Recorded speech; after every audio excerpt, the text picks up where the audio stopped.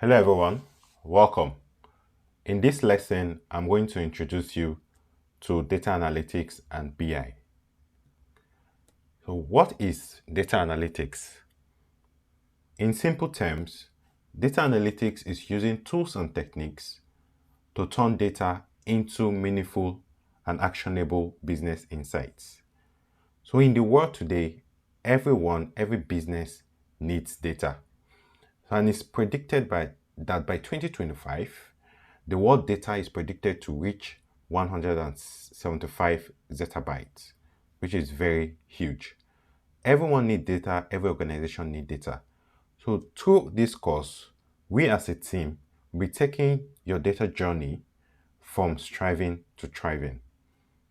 So let's show you how we are going to do that.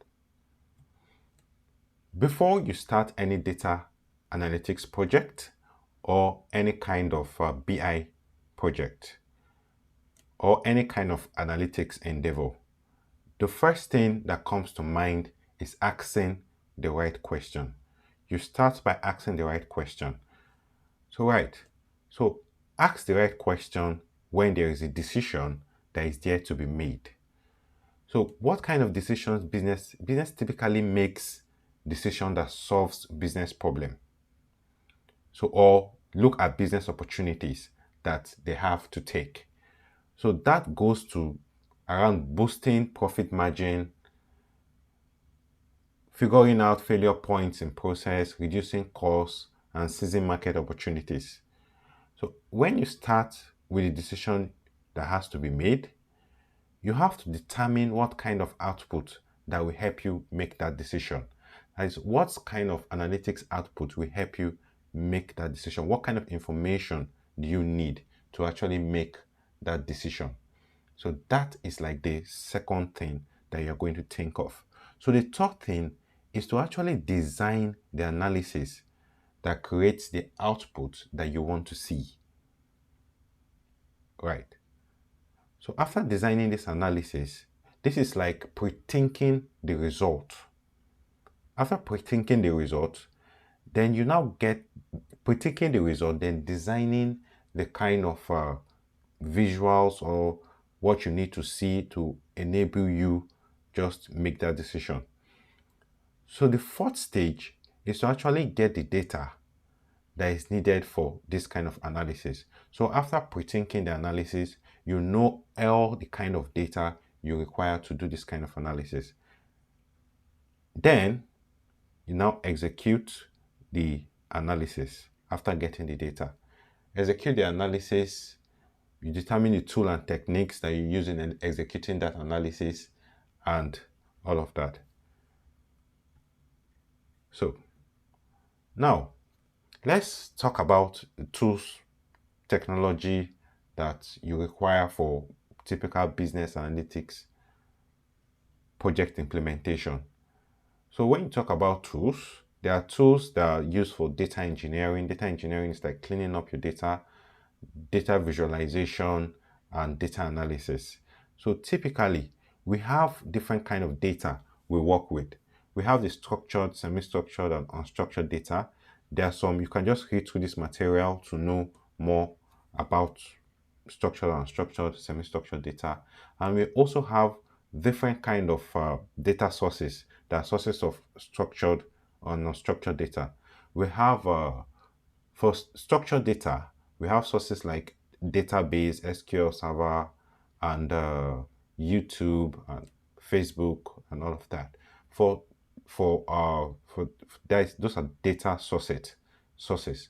So you can get structured data. Structured data can be in form of CRM data, workflow, and all of that. One unstructured can be in form of documents, images, sound, music, and all that. Semi-structured data, we can have files on XML, on JSON, and some files on CSV as well. So let's now talk about the technologies required to actually harness and bring out insights out of this data. So for data engineering and analytics, you require tools like SQL Server, which is like SQL is like the most common tool, and Python as well.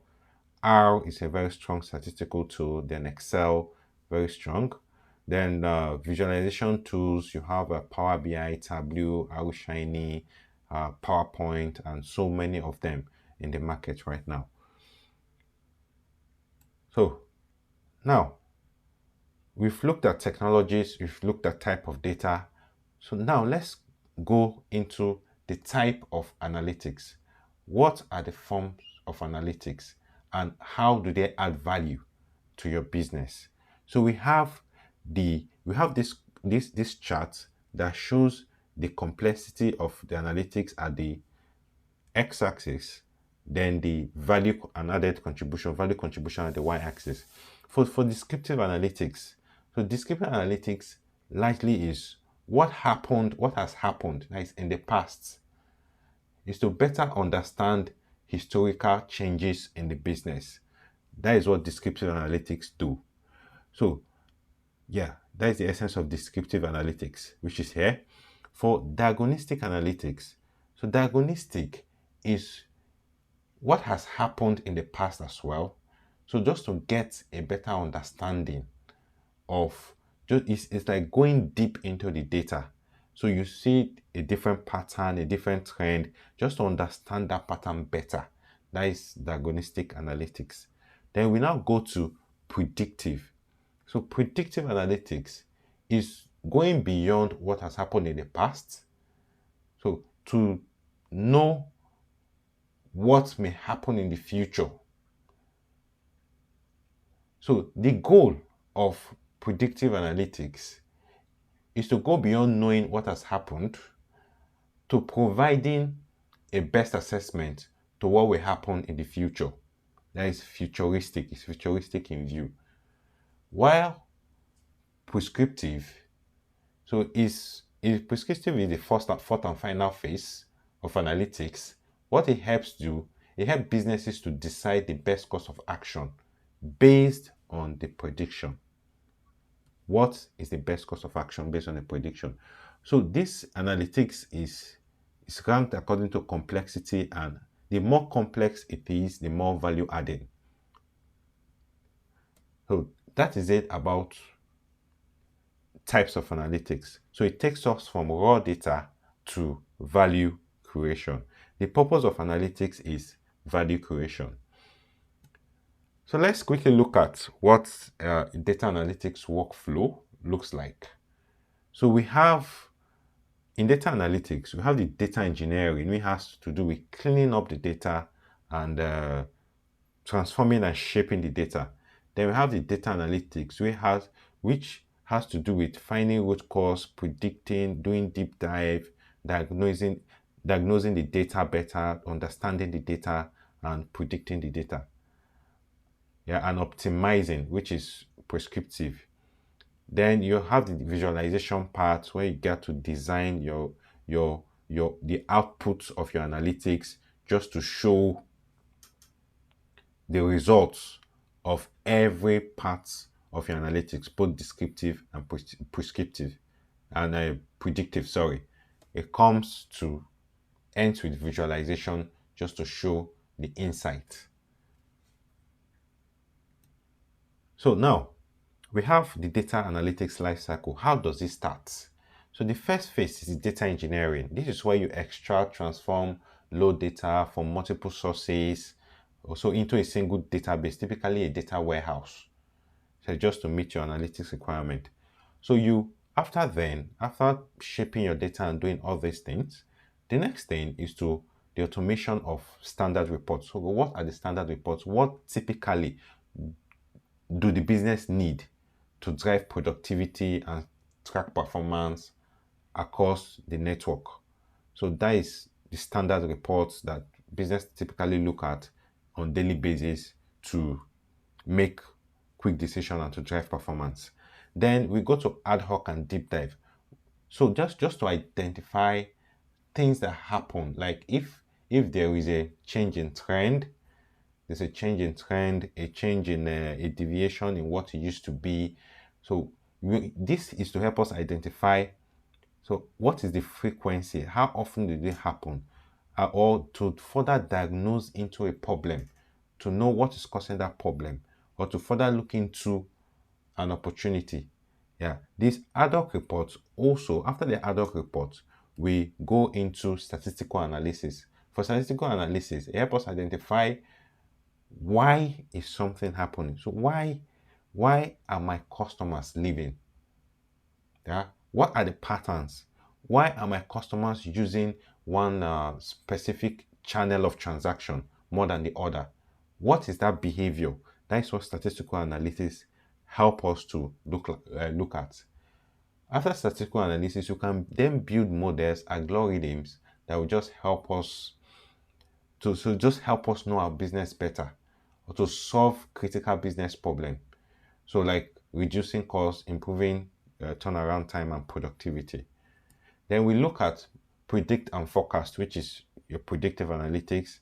So what will happen next if all these trends that we've seen from all the ad hoc reports continue, the statistical report, the model, what if this trend continue? So predict into the future. So what it helps do is to foresee potential trends and identify business opportunity. So this, before we can go into predictive, we have to go through understanding the data, understanding the reports, which is standard reports, ad hoc, statistical analysis, and model building. That all fits into predicting what will happen next. So the last one there of this life cycle is the optimization. What is business optimization? So what is the best that can happen? Just recommending the best course of action for your business. So the next thing we are going to look at is, after looking at analytics as a whole, so let's even look at business analytics, business intelligence, so which we are going to focus on in this course. So business intelligence, what is business intelligence? It's still making sense out of data and automating that data, which comes under from automation of standard report, ad hoc and deep diving, and statistical analysis. So after getting these things done, you can always automate them. So the steps to automate your data is to get the data, shape and transform, analyze, monitor, then share, such that everyone in the organization can see that data real time. Some few benefits: helps you know your business better, reduces risks of bottlenecks, that is bottlenecks from getting data from a particular department, to depending on IT largely in getting your data. So business intelligence also enable real-time quick analysis, real-time, and make it easy to share and access information. So that's just looking at business analytics. So the next thing we are going to look at is data analytics in the context of an organization. So what is this? What does this talk about? So this talk about the organizational structure of data analytics. So they are basically divided into 3 roles and categories. So the high technical roles, then the BI and database function, then the data manipulation and analysis function. So let's quickly look at the high technical roles. That has to do with data architecture and infrastructure. So this typically resides in IT, the IT department. So application development and administrators, those are build and manages systems, front end and back end data. So typically resides with IT, the IT department. So we have the data architects also. Yeah. So typically this resides with the IT department also. Design IT design structures and database where information are stored. Typically resides with the IT department. So the next one there is the database administrator. Also, the role sits with IT as well. So they manages creation, maintenance of databases, the stability and efficiency. So we now go down into the BI and database function. So the ETL designer. So this is the person that actually implements the extraction, transform, and loads queries and populate databases, get data from different sources, put in a database, and warehouse the data. Typically resides in the IT department. So then we have the BI developer. So what the BI developer does, it generally administers more technical maintenance and development function. So create data marts. So for business intelligence, data marts, data cubes that for business typically also most times in most organizations resides in IT. So then we come to the data analysis function. So the data analysts